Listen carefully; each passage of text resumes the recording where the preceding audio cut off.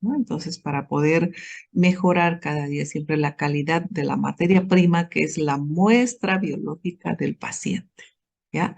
El analito es la sustancia de importancia que está en la muestra, que buscamos en la muestra. Pero ¿cuál es la materia prima que entra al laboratorio? Es la muestra del paciente, la muestra biológica, sea esta cálculos, sea un sea sangre, no siempre es sangre la muestra del laboratorio, depende si yo tengo un laboratorio forense, por ejemplo, puede ser hasta piel, dientes, pelo, ¿no? Me puede entrar, depende de dónde yo esté trabajando, pero siempre tenemos que ver la calidad de la muestra, especialmente en estos laboratorios de criminalística. Hay que tener mucho cuidado porque a veces las muestras no siempre se toman del paciente de la vena, del brazo, sino a veces se puede tomar, por ejemplo, de salpicaduras que ha habido, de otros lugares donde ha estado el paciente, qué sé yo, hay que tener mucho cuidado para evitar las contaminaciones. ¿Ya? Y ver también cuánto tiempo ha estado ahí la persona, a qué hora se retiró, qué sé yo, quiénes ingresaron al área, porque también puede haber contaminación de estas aguas. Doctora, todavía no está compartiendo, ¿no? Todavía, ¿ya? Entonces, tenemos que tener eso mucho cuidado con la muestra.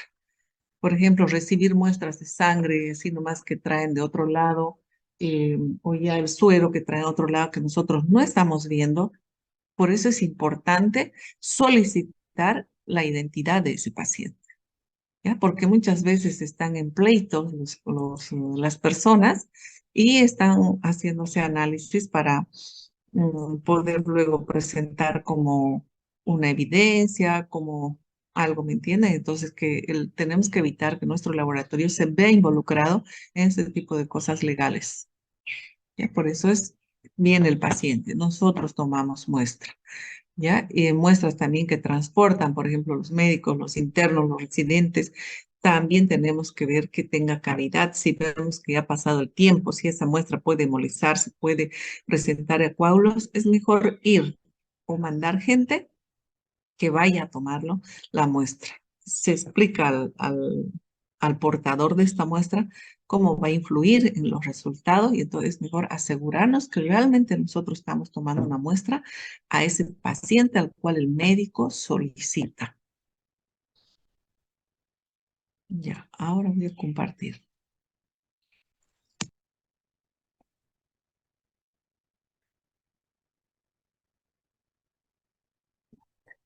Entonces les decía, la limpieza del material, ¿no? Es muy importante si nosotros reutilizamos el material, especialmente el lavado del material, ¿no? Lo primero que tenemos que hacer es los tubos matrices, que son los primeros tubos en los cuales se toma la muestra, por ejemplo, en el caso de química sanguínea, y que da el coágulo, existen laboratorios privados especialmente en los cuales todo esto se lava al final cuando se ha terminado el trabajo. No es que separaron el suero y ya el coágulo va a dar directo al lavado y ya lo eliminaron o no. Muchas veces el bioquímico en la fase analítica necesita confirmar un análisis del tubo madre, ¿ya? Entonces, incluso ellos mismos se vuelven a centrifugar y de lo poquito que hay de suero, pues rescatan esto para confirmar el análisis que les está dando. ¿Ya? Entonces, por lo tanto, incluso los coágulos de ese día, recién al final del trabajo, que será de 2, 3 de la tarde, recién cuando el bioquímico dice sí, ya pueden eliminarlo, recién es lo ideal llevar a lavado. ¿Ya? Entonces no hay que apurarse mucho en botar estos coágulos. ¿Por qué? Porque puede haber una confusión de la persona que ha hecho la división o la separación del suero y entonces el bioquímico sospecha de esto, ¿no? Incluso a veces uno hasta por el color del remanente de suero del tubo madre al suero que se ha separado, uno identifica que ha habido una confusión. Cuando ustedes ya hagan prácticas, entonces y siempre para conocer jóvenes, miren siempre el suerito que está quedando en el remanente con lo que han separado. A veces el uno es amarillo claro y el otro está amarillo intenso, pues no es, ¿verdad? No es de ese tubo. Entonces, he estado distraído, he confundido, no he codificado primero el segundo tubo al cual iba a poner el suero. ¿Entienden? Pueden haber muchos factores. Por eso que no se debe de eliminar. Una vez que ya se ha llevado todo a lavado, entonces se procede, lo primero, todos los coágulos se pondré en un frasco, ¿verdad? ¿En un frasco para qué? Con la finalidad de descontaminar el coágulo. Y para ello, a ese frasco que tiene los coágulos, pues voy a agregar hipoclorito de sodio. ¿Al cuánto agregan? ¿Han hecho esto? ¿Has lavado en el laboratorio? ¿Al cuánto por ciento? Para descontaminación al Sí, 1%. al 1%, ¿no? Casi a todo al 1%, ¿verdad? Sí, eh, Se coloca ya y como mínimo al 1%, pero diluido en agua, ¿no? Porque si ustedes colocan directamente el hipoclorito sobre los coágulos, ¿qué es lo que hace él? Pues va a contraer, va a coagular a las proteínas y entonces forma una capa dura encima y ya no penetra. ¿Me entienden? Entonces ustedes no estarían descontaminando. Entonces, diluyen, diluyen en otro frasco al 1% y luego recién esa lavandina diluida agregan sobre los coágulos, ¿no? Y dejan media hora, 30 minutos para que esto descontamine, ¿ya?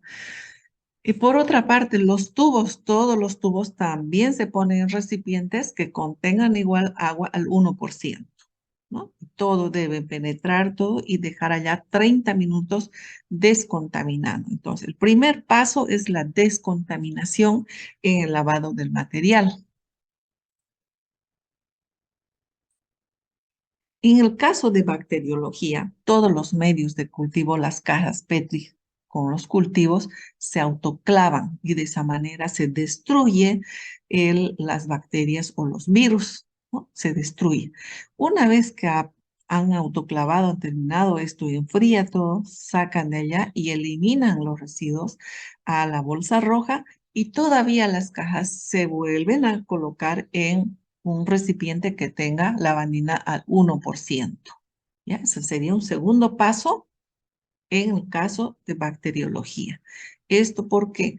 Porque las bacterias si no crecen en cualquier cosa, jóvenes, ¿no? Entonces estamos ajustando.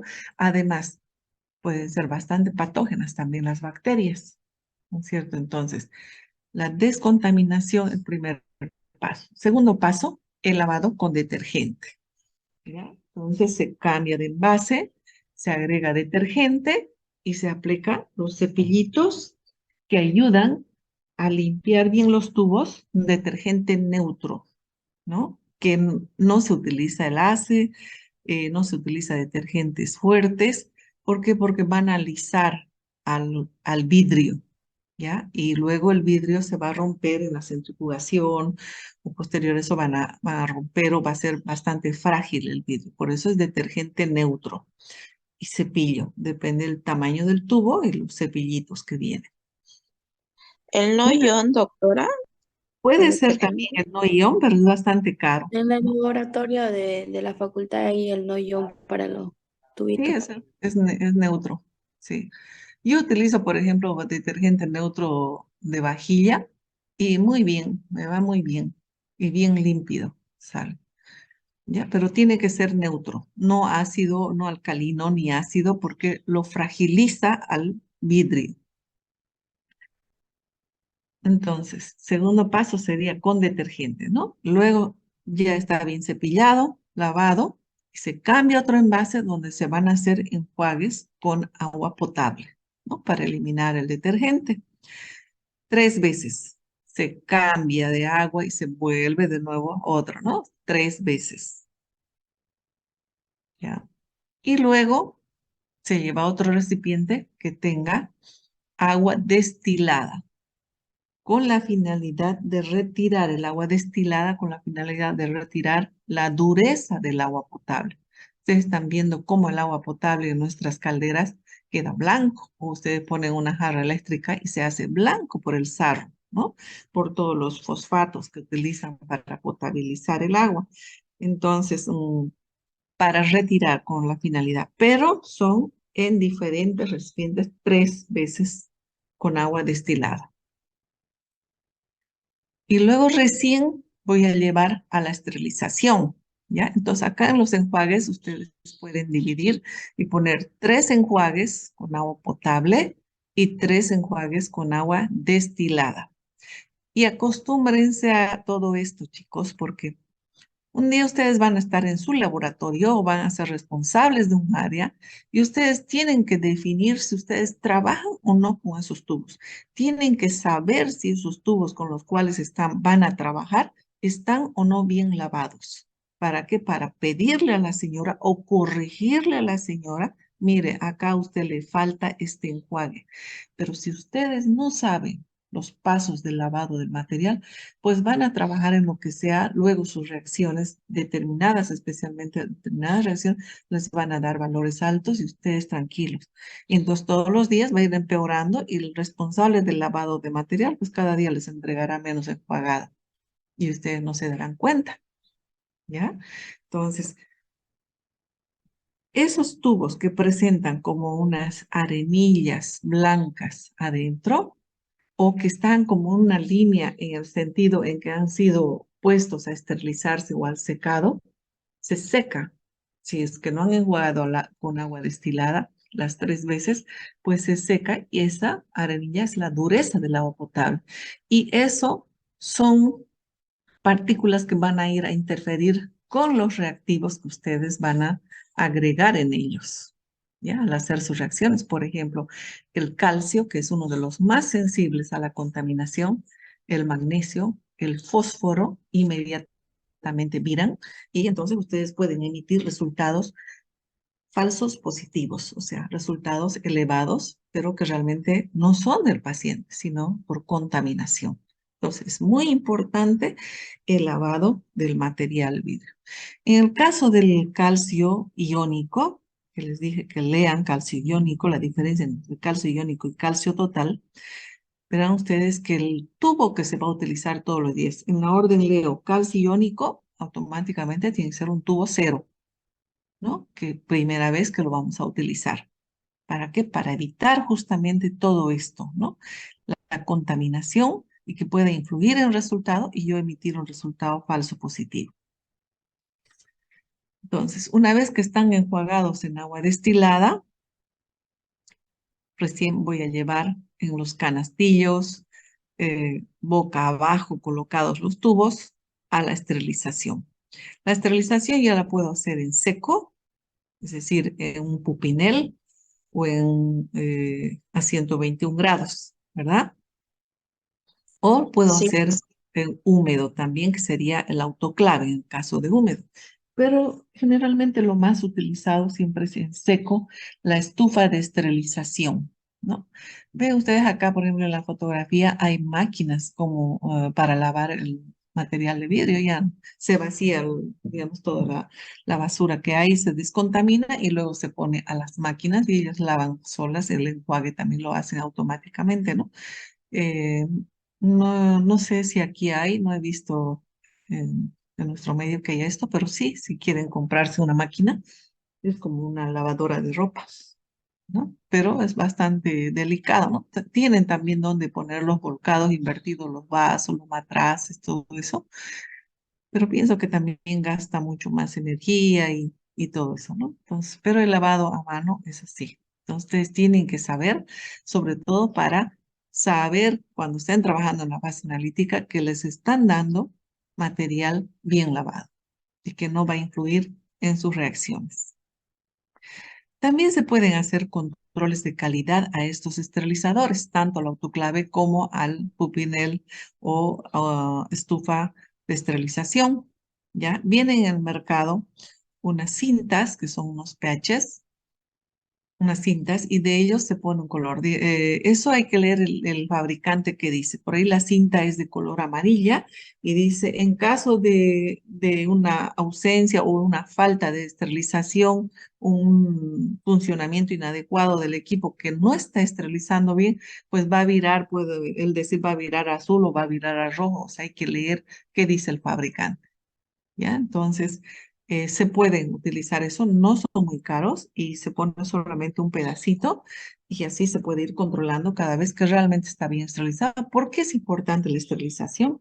Si nosotros no hacemos todo estos pasos de descontaminación y la esterilización, pues no estaríamos destruyendo totalmente a los virus y las bacterias, o si estaríamos trabajando con material contaminado, poniéndonos nosotros en riesgo, ¿ya? De ahí es importante, el laboratorio debe de contar con estos equipos, uno de los dos. Si yo hago bacteriología, sí o sí es la autoclave.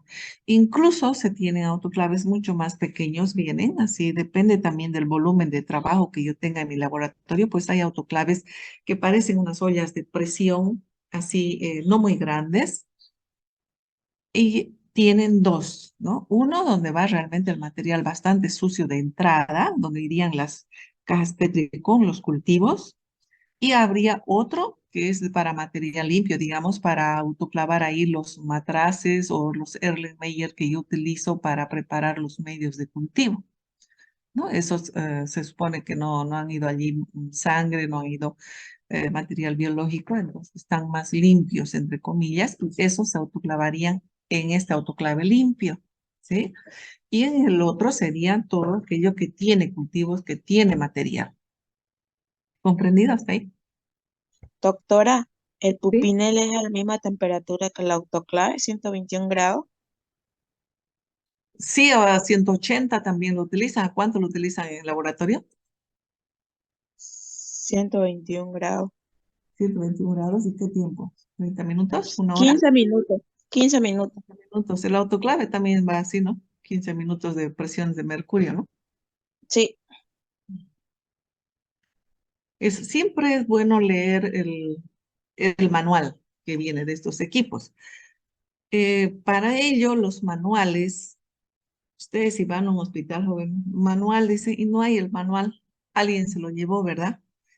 Entonces, siempre tenemos que respetar estos documentos de cada institución. El encargado de calidad, por eso tiene que ver todo esto. Es bastante arduo el trabajo, les digo. Es bueno sacarle fotocopia a todo el manual y hacerlo anillar, y ese queda en el lugar, en el servicio para el manejo del personal. Porque yo no puedo tampoco guardar todos los manuales bajo llave y el personal con qué consulta. Entonces, los originales se guardan en dirección o en la oficina de calidad y la copia que he hecho anillar, le pongo sello de mi laboratorio, todo, dejo para uso y consulta del personal, ¿ya? Para cualquier cosa. Eso es lo ideal hacer. De esa manera no se extravía el manual original del equipo y no nos quedamos sin una orientación técnica.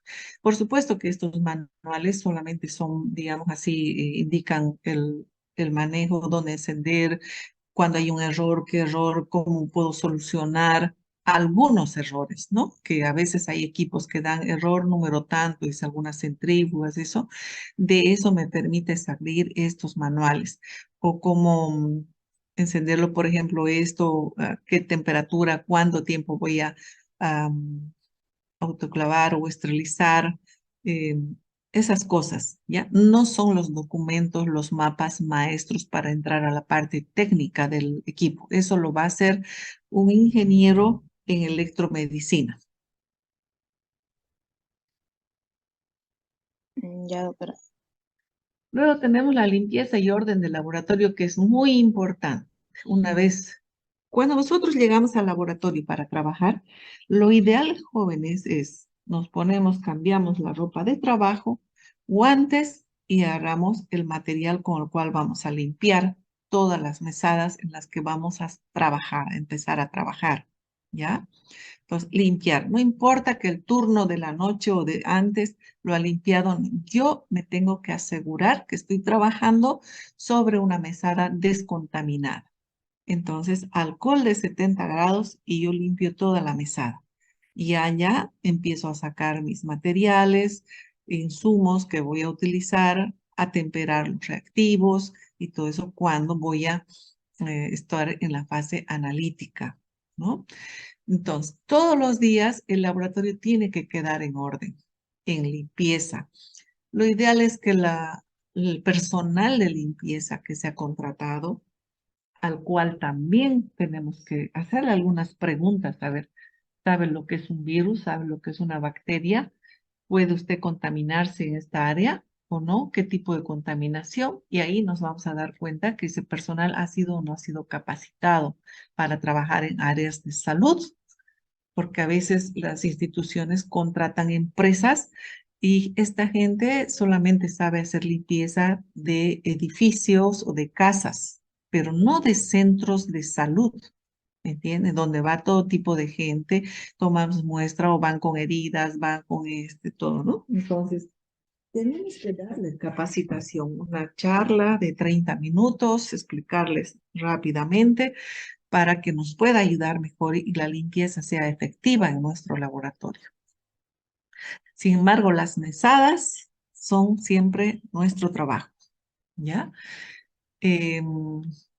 Los pisos ya serían de las personas. Si hay derrames, también tenemos que explicarle cómo el aislamiento del derrame. Por eso hay esos letreros, ¿verdad? Que se paran así como arbolitos, ¿no? Generalmente guardando el color de las normas, que son amarillo con letra roja y dice peligro o precaución. Entonces se pone sobre el derrame para que la gente no pase, por ahí no vio, y pasan pisando y en el calzado van llevando a todas las áreas y además del calzado también, ¿no? Entonces, explicar cómo ustedes hacen la limpieza de un derrame. Hay que aislar la zona, hay que colocar hipoclorito, puede ser al 5%, se lo deja ahí unos 20 a 30 minutos y luego con papel absorbente se pone encima. El personal tiene que estar protegido, ¿verdad? Con los guantes, todo, y va con la bolsa roja y allí recoge con el material absorbente, con las toallas absorbentes, coloca ya el material y luego ya procede a hacer la limpieza con el material que se le ha asignado para derrames, ¿no? Que serían los trapos de limpieza de piso, todo eso. Y todavía puedo indicarle que ajuste un poco más, volviendo a agregar solución de lavanina para limpiar bien y detergente. Doctora, ¿y la arena no vendría igual? ¿O en caso de reactivos, no?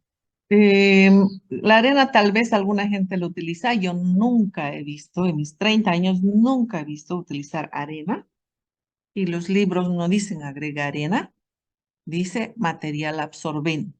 Generalmente son papeles o toallas absorbentes, ¿ya? Entonces, hay derrame, se aísla, encima agregamos hipoclorito, eso sí vemos que es un material biológico, pues agregamos hipoclorito de sodio para descontaminar diluido, ¿no?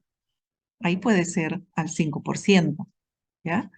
Y levantamos eso después de 30 minutos a la bolsa roja. Si hay cortopunzantes, serán al material de cortopunzantes, ¿no? Por eso es que el operador tiene que llevar guantes y si es necesario, puedes usar pinza también, pinza, jóvenes. Depende ya de la situación y la protección del personal también, ¿no? Y luego ya se procede a la limpieza. La limpieza de los equipos. Esto hay que cuidar mucho, jóvenes, porque la gente entra limpia y nuestros pobres equipos que eran de color están ahí ya en 2, 3 colores, nos lo deteriora por encima. A veces, no a todos los equipos se puede colocar también hipoclorito y a veces algunos ni alcohol porque se deterioran, ¿no? Y el hipoclorito va a ir oxidándolos a veces, por ejemplo, los autoclaves no son de acero, no, hay algunos que tal vez será de acero inoxidable, pero la mayoría no son, entonces la lata pues va deteriorándose. Entonces tenemos que cuidar nuestros equipos porque así seamos empleados, la institución no nos lo va a comprar de un rato para otro. Y yo les digo por experiencia, y vamos a tener que trabajar con eso viejo hasta que él muera, ¿no? Y va a pasar años para eso. ¿Ya? Entonces, a veces ni las cámaras Petri, cámaras de Neubauer nos lo compran y a veces en los hospitales tienen que estar trabajando con pedazos de cámara, ¿ya? Con tal que la retícula esté sana pues así tenemos que trabajar. Entonces, por eso es que tenemos que cuidar mucho el material que utilizamos, los equipos que utilizamos. Entonces, los equipos también tienen que ser desempolvados, por eso es que se tiene que dar material. Este repasador va a ser para equipo solamente. Este otro va a ser para limpiar otro. Tenemos que ver y no llevar la contaminación con los trapos de un lado para otro lado. Por ejemplo, para derrames será un repasador de limpieza de piso, exclusivamente para derrames. Por eso es que tiene que haber un lugarcito del área de limpieza donde dejen todos los implementos y la persona que hace la limpieza va a saber cuál es cuál, o mejor si se identifica también el lugar de cada posición de este material. Nosotros en el laboratorio tenemos, por ejemplo, un área sumamente contaminada que es la electroforesis en la cual se utilizan los fluorocromos, ¿no? Como el bromuro de tirio o el cyber green u otros fluorocromos que hay muchos. Por ejemplo, para esa área le damos a la señora un repasador. Nuestro gran problema es que cada vez cambian de empresa y viene diferente persona. Y a veces tenemos que botar el repasador porque no saben, personas o no sabemos, lo han mezclado todo, entonces todo el edificio andarían contaminando con este compuesto, ¿me entienden? Y también se le explica a la señora, solamente piso limpio, no toque la mesada, ¿ya? Porque por la contaminación y ellos no saben del peligro y ya son como radiaciones, ¿verdad? Entonces, además así, una vez me lo movieron el PRA, una prueba que cuesta más de 2.000 bolivianos. En el mesón, no sé por qué la señora entraría a limpiar y se puso el mesón más de comedida. Y yo estaba en otra parte, cuando fui y era derramado, qué raro, ¿qué pasó? Pues ella metió mano. Y al otro día le dije, señora, ¿usted limpió aquí? Y se quedó callada y limpió. No me dijo ni sí ni no, pero su silencio ya me dijo que sí, su carita. Me dijo que sí, que ella metió mano ahí, ¿no? Entonces, ¿me entienden? Y las mesadas somos nosotros los que sabemos qué es lo que va a pasar en la mesada, ¿no? Entonces, y además no se nos va a caer la mano, las uñas, por limpiar la mesada. Nos ponemos guantes al inicio, limpiamos. Igualmente, nuestra área de toma de muestra, si vemos que la mesada de centrifugación pues no está limpia, igual ponemos alcohol, guantes, echamos alcohol, limpiamos. Ahí están las toallas desechables, puede ser con eso. Y a no ser que la centrífuga ya esté muy derramada, igual nosotros tenemos que saber también, por ejemplo, nuestra centrífuga, si se ha roto un tubo, ha habido escape de sangre, pues tenemos que lavarla, ¿no? Descontaminarla, hipoclorito de sodio al 1% y luego lavarla con detergente. Y eso tenemos que tratar que sea muy rara vez, ¿no? Se ha roto tal vez porque el tubo estaba lisiado o porque no hubo un buen contrapeso entre el tubo que contrapesa y hemos roto, ¿verdad? Y además hemos perdido la muestra del paciente, hemos contaminado otras muestras, ¿bien? Entonces es un barullo entero. Por eso es que tenemos que trabajar conscientemente en lo que hacemos. ¿Alguna pregunta? Ah, ¿dónde? Entonces, también dentro del laboratorio vamos a tener la variabilidad iatrogénica, variabilidades. Entre una de estas es la iatrogénica. Iatrogénica es cuando se ocasiona un problema al paciente a sabiendas o se toma la muestra y se hace un análisis y se tiene un resultado diferente al que esperamos porque el profesional ha aplicado algo, un procedimiento sobre ese paciente, por ejemplo, un tratamiento, ¿ya? O una cirugía, por ejemplo, que el médico proceda a una cirugía y luego termine y enseguida pide un hematocrito. Es una variabilidad iatrogénica, es un procedimiento que ha hecho un profesional y que a pesar de eso, él tiene que esperar un determinado tiempo para pedir. Ha hecho una transfusión, por ejemplo, él no puede pedir inmediatamente, ¿no? Si a mi laboratorio llega un control de hematocrito, por ejemplo, para una persona que ha sido transfundida, ¿en qué tiempo yo tengo que hacer para dar un buen resultado? Porque si no, el médico me va a criticar luego. Esas son variabilidades iatrogénicas, ¿ya? Por ejemplo, para hacer la determinación de un hematocrito, una hemoglobina de un paciente que ha sido transfundido, pues tengo que esperar 6 horas después que haya terminado la transfusión, cuando el cuerpo, la hemodinamia del cuerpo, vuelve a estabilizarse con esa transfusión, esa sangre que ha ingresado al organismo, ¿no? A través de la circulación es igual que hacer, por ejemplo, una prueba para molecular, para trasplante, por ejemplo, para médula ósea. Yo voy a tomar la muestra de un paciente que ha transfundido de leucemia, por ejemplo, y la genética, los genes, el ADN que estoy obteniendo, ¿será 100% de la paciente? No, ¿no es cierto? Puede ser también de la sangre que has recibido de transfusión. ¿Ya? Entonces, esas son variabilidades iatrogénicas. En ese caso, por ejemplo, de estos pacientes para que se necesita urgente hacérsele la prueba, el análisis, entonces se trabajan en células de la carilla interna de la cara, ¿ya? O sea, con hisopo estéril, autoclavado estéril, se toma la muestra,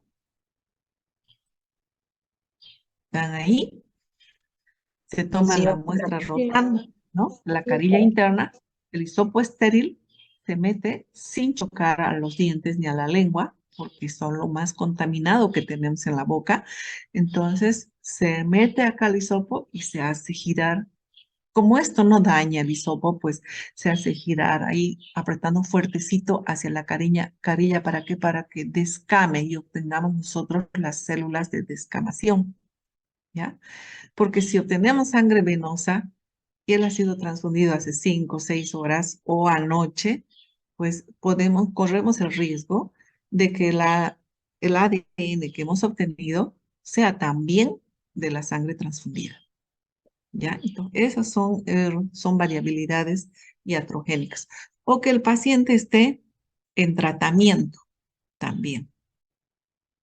¿Ya? Está en tratamiento y entonces los valores nos van a dar bajos o nos dan negativos porque el paciente está en tratamiento. Entonces, por eso es importante la fase preanalítica. Cuando tenemos ahí al paciente, usted está en tratamiento, está tomando algo, ¿qué ha tomado de medicamento? ¿A qué hora y cuánto? ¿Ya? Entonces tenemos que, no sabemos, pues tenemos que consultar al bioquímico del área o al bioquímico que se encuentra en ese momento en el laboratorio o al final llamar jóvenes al jefe del laboratorio. Tenemos este paciente con este requerimiento de análisis y él ha tomado tal cosa, tal cosa. Por eso es que el ser jefe del laboratorio no es nomás soy ahijada de tal y me pusieron de jefe. Tengo que saber ayudar a mis colegas que están desde la toma de muestra, ¿ya? Hasta que se informa o análisis. Incluso el bioquímico de la fase analítica puede tener dudas y tiene que tener una persona a quien consultar y ese es el jefe. ¿Eh? No es más ser jefe así de un laboratorio. El diagnóstico que el médico también, del cual sospecha, también es importante. ¿De qué está sospechando el médico? A veces lo escribe y a veces no lo escribe en su solicitud médica. Y cuando lo escribe, tenemos que poner más atención en esos análisis del cuales él está sospechando. Hacer más riguroso en esa observación, si es un homograma, o en la química, o en el análisis que esté solicitando. La dosis, se me ha subido. También la dosis es importante, el tiempo para ver el pico en el cual ya ha llegado ese medicamento a torrente sanguíneo, ¿no? ¿Qué tiempo está en tratamiento? ¿A qué hora va a ser la otra dosis? Y también la idiosincrasia del paciente, es decir, que no un organismo reacciona de igual manera aunque sean gemelos. No reacciona de igual manera, pero los dos son hermanos y han tomado la misma dosis. Sí, pero cada organismo es independiente. El uno puede aceptar y reaccionar mejor positivamente que el otro. ¿Entiende? Eso es la idiosincrasia, de que cada organismo reacciona de diferente manera. La variabilidad también hay la biológica, ¿verdad? Los eventos biológicos que normalmente de la vida biológica del ser humano está atravesando. Entre ellos pueden ser fisiológicos, está, fisiológicos, como por ejemplo el crecimiento de las personas y determinados analitos que son normales que estén elevados porque están en etapa de crecimiento, como por ejemplo la fosfatasa alcalina en un niño va a estar normalmente elevada porque esta fosfatasa es específica de los huesos del sistema óseo, ¿no? O que un hemograma esté con los glóbulos rojos hipocrómicos porque es una embarazada, en su mayoría, no todos, ¿ya? En su mayoría siempre va a haber una baja de hemoglobina. Y entonces yo tengo que ver a ver qué datos, ¿no? El analista, el bioquímico de la fase analítica es el que va a necesitar los datos que ustedes en la fase preanalítica los tomen, ¿ya? ¿Cómo estaba esta paciente? ¿Es embarazada? ¿No es embarazada? ¿No? También va a depender las fluctuaciones metabólicas de los organismos, ¿no? Normalmente, unos metabolizan más rápidamente que otros.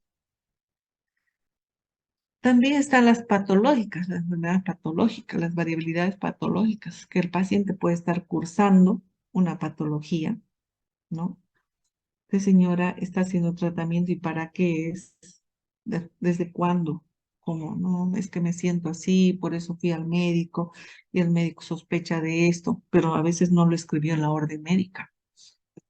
Entonces, estos datos que nosotros saquemos del, del paciente son muy importantes.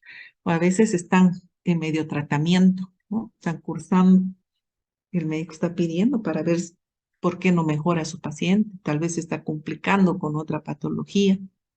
Vean lo importante que es el trabajo para el cual ustedes están estudiando. Bueno, iatrogénica ya hemos visto. Luego los factores que influyen en la variabilidad biológica,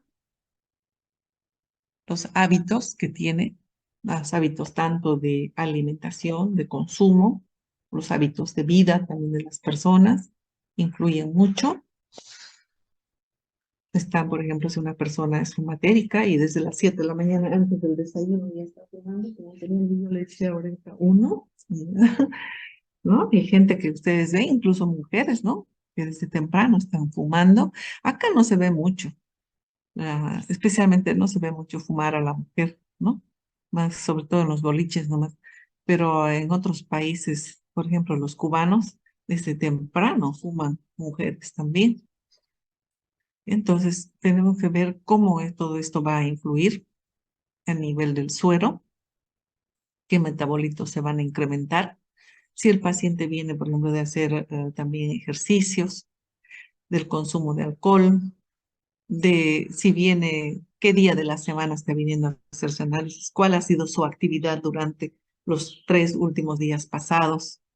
Bien, entonces, todos esos datos tenemos que saber sacarlo del paciente. Y entonces, la fase analítica están viendo ustedes que es muy importante, no solamente es sentarse a las máquinas en la fase analítica. Muchos colegas creen que el control de calidad es comprar ese frasquito de una muestra y sentarse a hacerlo. ¿Y cómo me